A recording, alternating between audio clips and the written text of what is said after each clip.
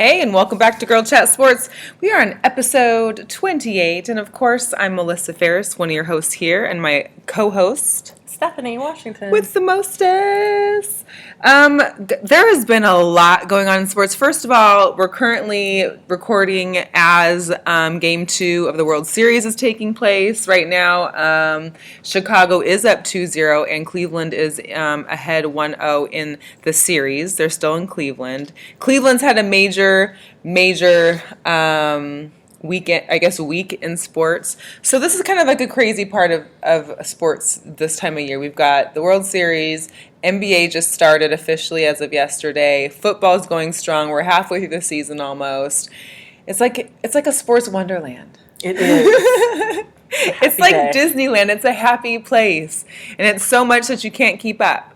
Anyways, we got a great show for you guys. Of course, we have our arms of the NFL. We're discussing my Huskies and College GameDay, as well as this crazy Seahawks Cardinals game that took place on Sunday Night Football, I'm sorry. We'll be discussing a lot of some NBA stuff since it just started off on Tuesday. We've got some great awe stories and a little more news into football and fantasy. So, yeah. Sounds good. Yeah. Why don't we get started with your Cowboys? You had a bye week, so you had a lot of time to think over things and prepare and not prepare. And everything is still up in the air. Yeah. Yeah, I don't think that Romo's going to start, but they still haven't officially said that yet, and I do believe that Dez should be healthy enough to be back. It sounds like Dez is playing, or at least practicing. He practiced today. As for Romo, I saw this one article, and it was like, Romo is Romo, and what that means is that Romo's around, but he still sucks. So Romo's back, but he's not ready to play in full practice yet, so I don't believe he'll be playing at all this weekend. It sounds like he's not even going full in practices yet, so that sounds like it may be still a little while for you guys. So you might want to hold on to that for it. I know you're waiting for him never to come back, but he can stay healing as long as he needs to.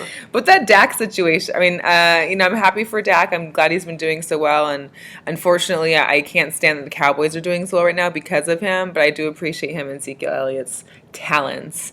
I just wish they were elsewhere. We're happy about it. Yeah, I bet you are.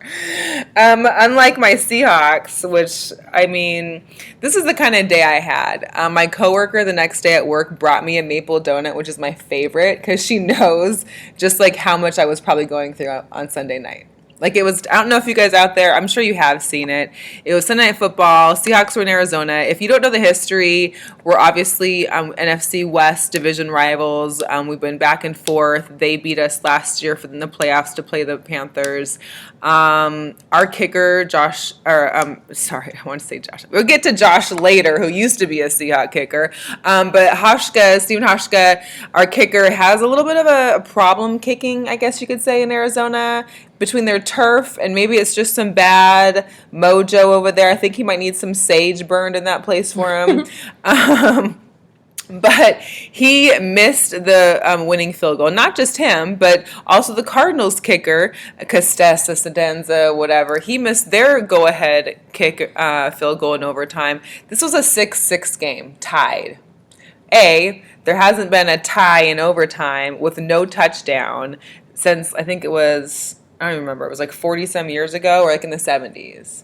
Like, it never happens. Yeah, it was pretty embarrassing. It was 3-0 up until like the end of the fourth quarter. Then we tied it 4-4, and then both of us sucked it. So, what's worse is that the Seahawks defense, I think midway through the fourth quarter, Seahawks defense had been on the field for 30-some minutes, which is crazy. I mean, the endurance and the strength of these guys on defense for us is amazing, because I would say after like 5 minutes, I'm done. Because the offense couldn't stay on longer than like one play. They couldn't stay on longer than, they barely made a first down. I think they had like 2 first downs. I mean, it was just really, really sad.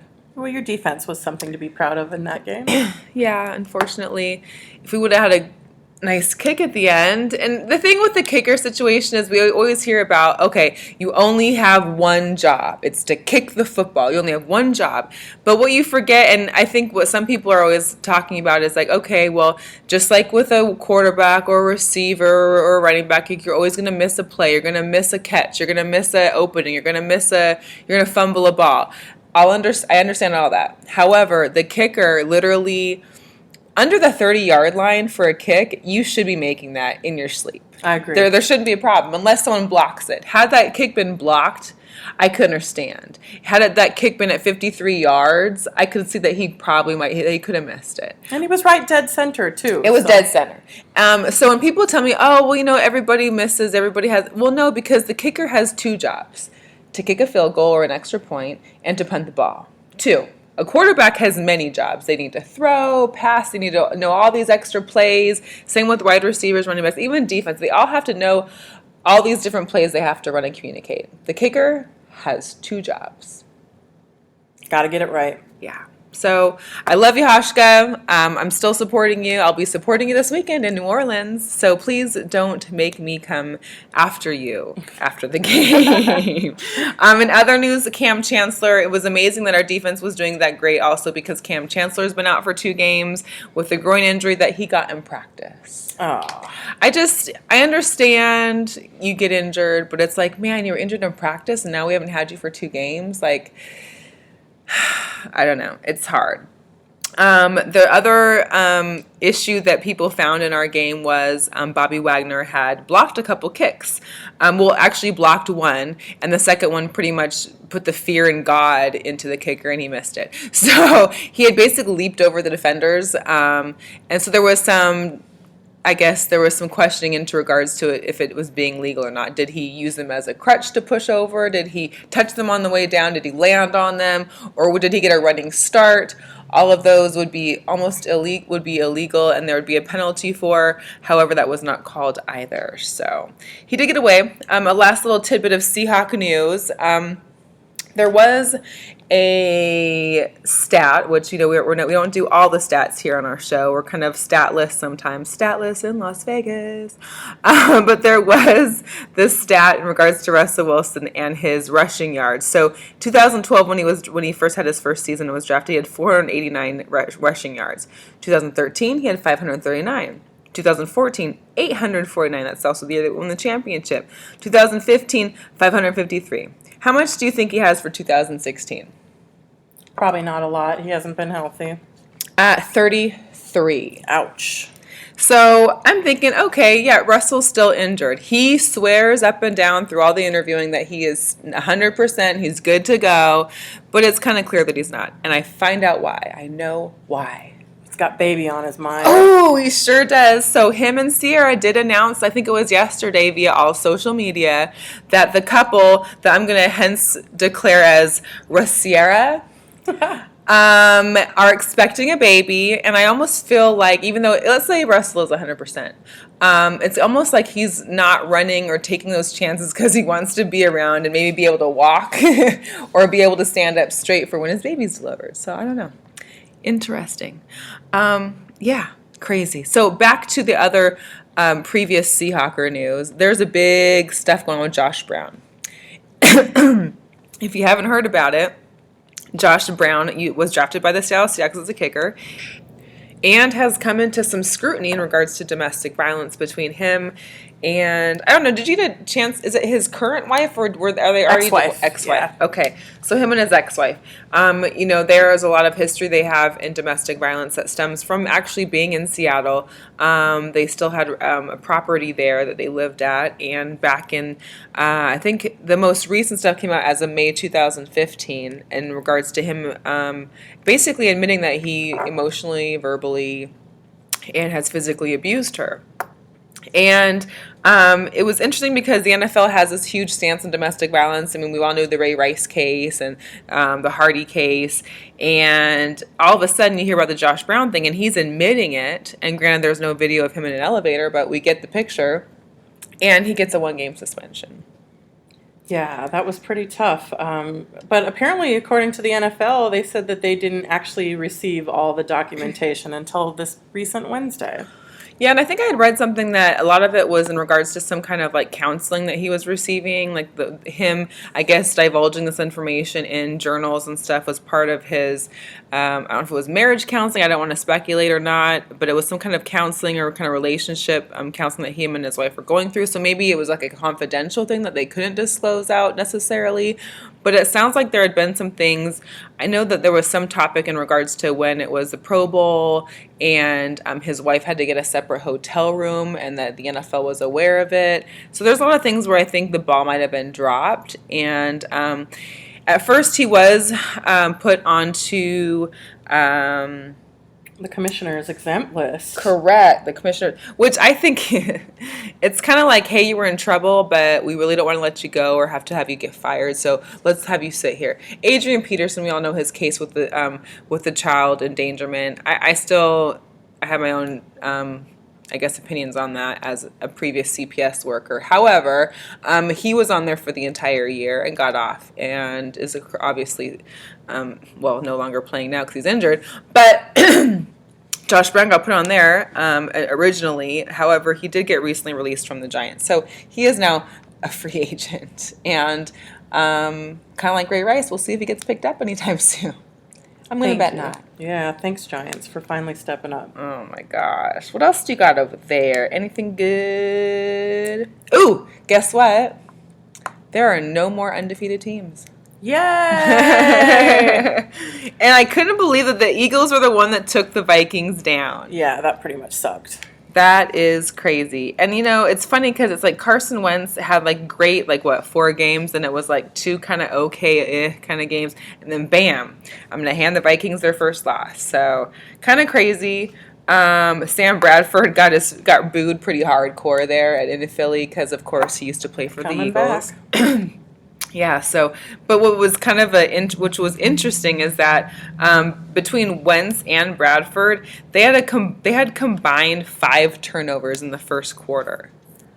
Wow, yeah, that's terrible. That's like terrible ball skills. Terrible. Know how to handle your balls, guys. In other news, so there are so many injuries happening right now, it's almost ridiculous. Let's see. There's Eddie Lacy is currently now on IR because of hamstring. So here's my issue with fantasy football this past week.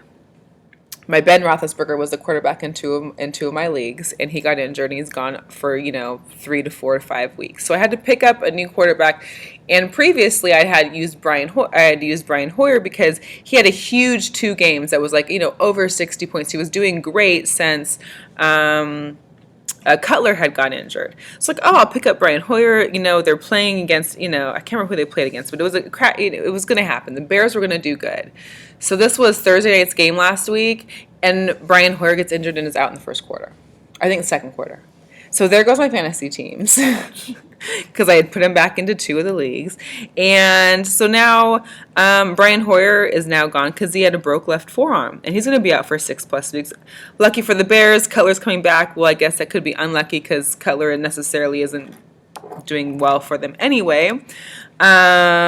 But yeah. He's playing for his life right now, though. He needs to prove something or he won't be there next year. He needs to support his family. Doesn't he the one that's married to one of those Orange County or what was that, the Hills, was that it? Yeah, I think so. Yeah, that's hilarious. So also Josh Norman, he left the game with a concussion, so it's going to be interesting to see if he will be playing this weekend. They have a pretty big matchup against the Bengals, and we'll see if he's going to be playing, because if not, we got AJ that's going to go running crazy out there against the Redskins if Mr. Brown's not there to cover him. So Geno Smith waited 7 weeks to get his first start, and Fitzpatrick was a little salty about that. Yes. But he tore an ACL and will be his last game of the season. That is so crazy. And, they basically were like, you know what, Ryan, we're good. We're going to go with Geno from now on. And Geno plays a game, is out for the season, and guess what? Ryan's back in. You get your job back. And that's how football goes. Football is a crazy sport, boy, I'll tell you. We also, interesting enough, the Browns have now had their sixth quarterback of the season. In 7 weeks. In 7 weeks. So the Browns are 0-7, no surprise. Cody Kessler, the USC quarterback who is playing for the Browns, exited the game with a concussion. And then Kevin Hogan, I literally had to Google who Kevin Hogan was. Wow. Yeah. So he came in and he was the 6th Browns quarterback. Amazing. It's terrible.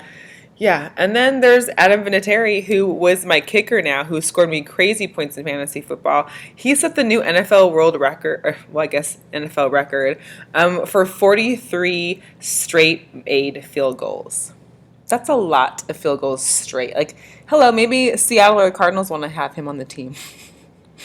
Maybe we wouldn't miss anything. You know, that'd be nice. They also signed a former Saints and Packers quarterback, Joe Callahan. He was just waived by the Saints last week, so they got a backup to their 6th backup. They're gonna need it. It sounds like they have open enrollment right now. So if anybody else wants to join the Browns quarterback roster, please go sign up in Cleveland. I'm sure they'll be happy if you can play at all. Even, jeez. Other quick news in fantasy football. Some great games were had this past weekend with Devontae Adams over Green Bay. He had over 20 points. He was only projected for 9. Andy Dalton, who I actually did pick up in another league, he had a great game. Kenny Stills for Florida, for Miami. He had 21 points with only 6 projected. And then one of our arms of the NFL last week, Darius Hayward-Bay, he had 12 points, and his projection was only 1.88. So it could happen, guys, any given Sunday.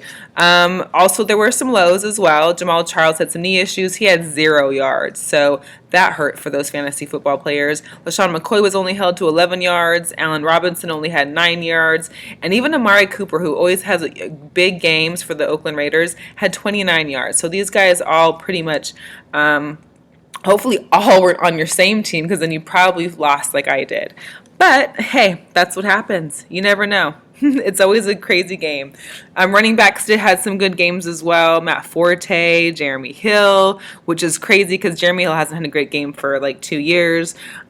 Spencer Ware is doing wonderful for Kansas City. LeGarrette Blount, Melvin Gordon. So it's always the running backs are really getting back in their groove. So it'll be interesting. Anyways, you guys, we're going to cut to a quick commercial from our girlfriend over at the travel agency, and we'll be right back. This is Melantha Witherspoon with Take a Trip Travel, and we love to plan family vacations, honeymoons, girlfriend getaways, with a great deal of experience with group travel and destination weddings. We can be reached at 314-369-7025 or taketriptravel@gmail.com. That is TAKETRIPTRAVEL@gmail.com. Right. Thanks again to our girl Melantha Witherspoon over at Take a Trip Travel. Check her out for any of your traveling needs. Also, a quick shout out to our guys over at End the Zone Show and End the Zone Network.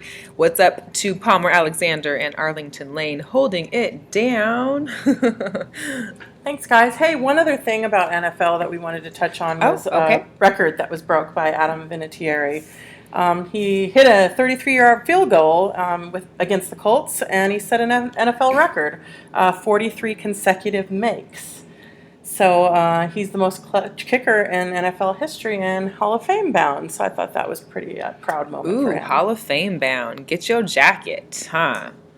That is very impressive. I mean, obviously, after it's funny that it happened within the same week that obviously we had this huge field goal kicking issue with the Seattle and the Cardinals. So yeah, we definitely could maybe they could have like a Adam Vinatieri clinic. Clinic. That would be very helpful, professional clinic.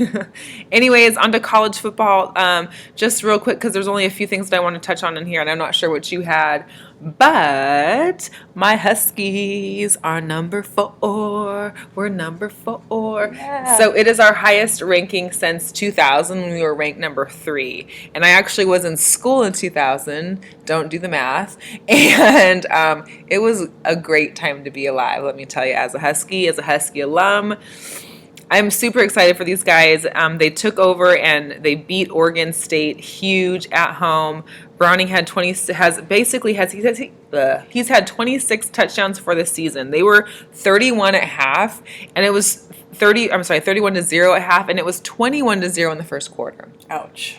Seriously. Yeah, well, I read that the Huskies are given 9-1 odds to win the national title, and their sophomore quarterback, Jake Browning, has 10-1 odds to win the Heisman. So really? 10? I need to go put some money down. So he's excellent. I mean, it's going to be a tough Heisman battle because they have to go against, I forgot the guy's name. He's a running back. He's huge. But there's like 3-4 quarterbacks in competition along with him. I'm just amazed. And what I'm really amazed and what I'm kind of bummed out. So this weekend I'll be going to New Orleans to watch the Seahawks play the Saints, as well as to hang out for Halloween, because it is my favorite holiday. I love to dress up. Anyways, but Washington is playing in Utah this weekend, and it was so crazy as College GameDay is going to be there, and I wish I could go. I've always wanted to be on campus for College GameDay. That's when the guys from ESPN, College GameDay, come to the campus of a school. We kind of talked about Alabama's College GameDay's appearances, like they were like 16 already at home and 30-something already for the in their careers. But they go to the college campus live, and they kind of hang out there. And there's a bunch of big crowd of people shouting stuff, and they've got posters and signs and big heads, and it's quite an amazing experience. So I'm really excited for the Huskies to see what they got to do, and it's going to be like their biggest test of the season too, because they're playing Utah, who is also 7-1, and a lot of people, don't take Washington seriously because of our schedule, because of our division. We're not like in the SEC or the ACC. We're not playing the Alabamas or the Clemsons or the Michigans, but. For us, Utah's going to be probably one of our bigger stances that we've had to do beyond Stanford, who used to be 7 but has slowly slipped out of the 25. So I'm just wishing that my guys do well. Yeah, an interesting story about Utah. Their running back, Joe Williams, ran for school record for 332 yards and 4 touchdowns in their win against UCLA. Wow. Interesting story about Joe Williams. He actually retired after the second week of the season. Wait, what? He said that he was mentally and physically not at a point where he could compete at the level that he wanted to be. But apparently some injuries destroying all their the depth of their running backs, he decided to come back. So he began practicing for the game against Oregon State, and he's coming back and badder than ever. Well, whatever it did helped him, because he came back and has been running crazy, it sounds like. So good for him. I'm sure he's glad he's back, and I'm sure that'll be a major story that's on game day as well, come Saturday morning, bright and early. So currently, top 5 right now are Alabama, Michigan, Clemson, Washington, Louisville. That you're probably noticing that there's one team missing in that top 5, namely the Ohio State Buckeyes. Because they lost to Penn State on Saturday. Yes, they gave Urban Meyer his first road loss as Buckeyes head coach. Can you believe that? That's amazing. And I do have some Ohio State fan friends. I'm sorry. However, the Buckeyes are starting to become the new Cowboys, Lakers, and Niners to me. I'm not saying I hate them, but I am tired of them winning. Yeah, what's surprising is that the Nittany Lions ranked the first time in 5 years. So that's pretty big news for them. And they even had their star defensive end, Garrett Sickles, sitting out for the first half. Apparently he had missed a class trying to make it home for their long bye weekend, and I guess that Penn State believes it's important for them to get their education. They have a message of success with honor, so he didn't get to play the first half. Wow. Because he missed some classes. Well, that'll show you then, sir. Anyways, so let's move on to Major League Baseball. Of course, we're currently in the middle of Game 2 of the World Series. We've got currently the Cubs are up 4-0, top of the 5th. So this is getting interesting. 4-0. The series could go 1-1 and then back over to Chicago, which I know the Chicago fans can't wait for. I am a little confused now because Cleveland's gone away with the Indian, the Wahoo. and they've not gone away with, but their number one logo is now the C as well. So you've got these two. I'm looking at my ESPN app. I've got like a rounded C, and then I have like a more harsh kind of like Roman or Gothic, I don't know, Helvetica times New Roman type C. And it's almost confusing at first, but anyways, enough of that. Are you superstitious at all? Am I? I actually am a little bit. Like, I will not wear a Seahawks jersey that we've lost in through to the next game. So, like, I won't wear my jersey from Monday night or Sunday night to this weekend. So. Apparently, one of these two teams is going to break a curse that has been apparently put on both of their teams. What's the curses? So, apparently the Indians have the curse of Rocky Colavito. Apparently, he was traded. He was traded for Harvey Kuhn in 1960, and apparently people said that he placed a curse on the team. They've been to a few American League championships, and they lost both World Series. So apparently that's been going strong. Wow. Yeah, and then for the Cubs, the curse of the Billy Goat. I'm sure you guys have been seeing on the news where people are bringing goats to the game. There was a tavern owner named William Sianis. He tried taking his goat to Game 4 of the 1945 World Series between the Cubs and the Tigers. He purchased 2 tickets, and apparently people and ushers thought his goat smelled and didn't think it was appropriate for him to have his goat there, even though he paid for the ticket. So I guess he hexed the Cubs, and apparently they haven't won since then. Yeah, they haven't gone back, they haven't won since. That's a lot since of time. 1908 is the last time. Wow. So one of these people or teams are going to break the curse. Break the curse. And then the other one will forever live in a curse. Which is kind of crazy because not only is the 2 first games of the World Series in Cleveland, but yesterday was opening day for the NBA. Cleveland got to hang up their championship whatever it's called, tapestry in their arena. LeBron James and the guys hosted the Knicks. We got to see D-Wade. Not D-Wade, I'm sorry. We got to see D-Rose. We got to see D-Rose for the first time in a Knicks uniform. He was traded by the Bulls earlier, prior to the season starting. So, unfortunately, they didn't do too much. Cavaliers beat them 117-88. King James had an enormous game. He had his triple-double for opening day. D-Rose had 17, so it wasn't too bad. So it was all right. The other game that I got to watch was the Spurs and the Warriors. Warriors are at home. They've got this great thing going on. There's a Sager Strong, Craig Sager. He's the guy that's been battling leukemia. He's been like the Thursday basketball correspondent on the courts, and he's known for his really loud suits and not matching ties and shirts and craziness. So they had these shirts they passed around for the game for the Warriors at home in regard for Sager Strong's foundation. And, it's the Warriors. They went, how many games they win last year? It was crazy. And they come in, the Spurs they met the Spurs at home, and they get demolished by the Spurs. So 129-100. I mean, there was not one time in that game that Golden State was about to win this game. They were getting demolished the entire game. Durant actually had 27 points. He did really well for his new team. Kawhi Leonard had 35 for the Spurs. Listen, the Spurs, they don't go away. Tim Duncan's gone, but these guys are still pushing hard. So interesting to see how that goes. Most of the guys on the Warriors were considering this to be a slap in the face. Hopefully it wakes them up. Yeah, well, the NBA power rankings have the Warriors and the Cavaliers neck and neck, depending on who you ask, as the number 1, and Spurs are right there behind them at 3, but I think they're a force to be reckoned with. It should be interesting, that's for sure. The Portland Trailblazers had the third game of the night. They played the Jazz and won 113-104. Damian Lillard, he actually had 39 points, which is pretty amazing.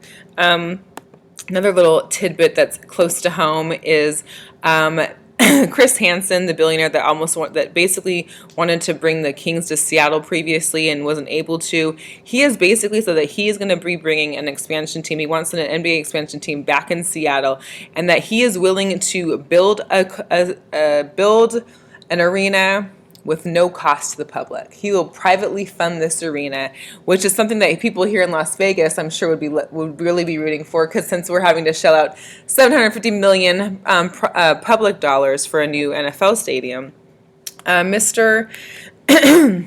Hansen decided that he is ready to bring these Sonics back. He wants to get a new franchise. He wants to get one of the expansion teams, and he wants to bring them to Seattle. So if they can get the city to vote again, and they can sway one of those votes from 5-4 to 4-5, they could be in line for a new Coliseum and a new team, which would be so nice. Especially since you're still hanging on to the Sonics for dear life. Forever.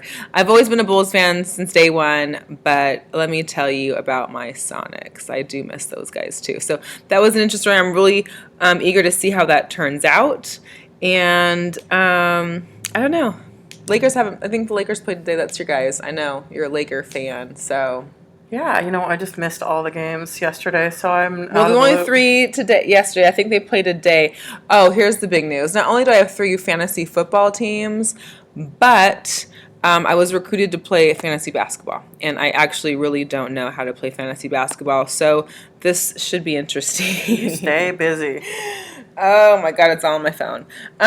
So we'll cut to the awe moments real quick. Of course, we just talked about the Sager Strong campaign. It was pretty cool that the Sager Foundation paired up with Nike ID, and they designed these limited edition sneakers. There's only 100 pairs. They go on auction from yesterday up until November 4th. They are basically a paisley print. They've got like a little seersucker tongue tab, multicolored laces. There are 2 different colored laces, 2 different colored swooshes. I mean, they're custom made, and they actually will be made to the winner's sizes, so that person has them in their size.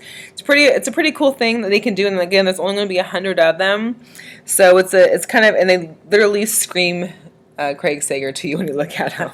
Definitely. Another awe moment: Arian Foster retired. Oh, he's just been injury prone his whole career, and suffered another injury earlier in the season. Right. He did come back week 6, but he didn't get too much time on the field, and I guess the burden on his body has apparently come too big for him to bear. So he decided to throw in the towel. Or the fact that Jay Ajayi has basically taken over the Miami's running game and has done really well. But I know for me, I had Arian Foster in one of my fantasy leagues, and I was like, wait, so I just have to get rid of him now? Like, I've been holding on to him this whole season because I was like, who's going to come back and I'm going to get good points out of him, and then boom, retires midway through the season. And that's it. That's how it goes. Game over. Game over. One last little awe moment. Of course, I had to bring it back to Seattle again. Marshawn Lynch. Last year, actually, I was at the Dallas game around Halloween in Dallas, Texas, with the Seahawks and the Cowboys. This is the game where Ricardo Lockett got injured and hurt his neck, and it was like his career-ending injury. Luckily, he's still... He's doing better and he's doing well, but at the time, he wasn't doing so good. And I guess from what it sounds like from his father, who was reporting the story, is that Marshawn Lynch had come to his hospital room, and it sounded like Marshawn Lynch was mentioning that they weren't really telling the team kind of how serious his injuries were. Marshawn was noticed to have been like kind of crying outside of the room when he hearing the news about how bad it was. And he got back in the room and kind of wiped the tears away and basically, encouraged Ricardo and was like, babe, dude, you're going to walk again. You're going to get back on your feet. This is all good. You'll be fine. And then supported the family and made sure that they had no problem getting any kind of transportation anywhere. They were able to get around here and there and back. And basically, it's kind of like a big thank you from Ricardo Lockett's father. So that was really a cool story to read and to hear and to see. So. Awesome. We don't want to forget about the WNBA championship. Definitely. The LA Sparks beat the Lynx. First title in 14 years. Probably for all LA teams. So we're rooting for them. It was good to see. It was good to see. I liked seeing those girls, and I liked seeing them win the championship. So that was good to know. And I think we can get to the arms of the NFL. Yeah. What do you think? So in honor of, I guess, the Broncos doing so well, I thought it'd be nice to discuss Mr. Von Miller, who's the linebacker for the Broncos. I'm sure you know him by now by all his numerous commercials and everything else that he does, as well as his recent attempt to become a reporter with Mr. Simeon in the media room. But he's actually the 5th all-time on the team's all-time sack list. He's only 27 years old. So he's got, I think it was like 65 or 67 sacks already. He's going to be great. That's one guy that's going to get his champion. It's going to get one of those jackets that everybody wants, Hall of Famers. The second arms of the NFL this week was going to be Isaiah Crowell. He's a running back from the Browns. I got to give the Browns some support. They're 0-7, but they do have some good arms, and those come from Isaiah Crowell. Again, number 34, the running back. And a little throwback Thursday, early Thursday for tomorrow, we've got Barry Sanders, running back for the Lions. Detroit. Yeah. Those are old school right there. So, without further ado, we hope that you enjoyed the show. Please share it with all your friends, like our pages, check us out on social media at GirlChatSports on Instagram, Twitter, Facebook, Snapchat. Find Steph at S_wash. And you can find me, Melissa, at Seattle, 4_life. Please check us out. Thanks again for sitting with us through this one, and we'll see you next time. Take care. Thanks for checking out another great episode of Girl Chat Sports. And remember, we don't have balls, but we know how to cover them. Until next time, guys.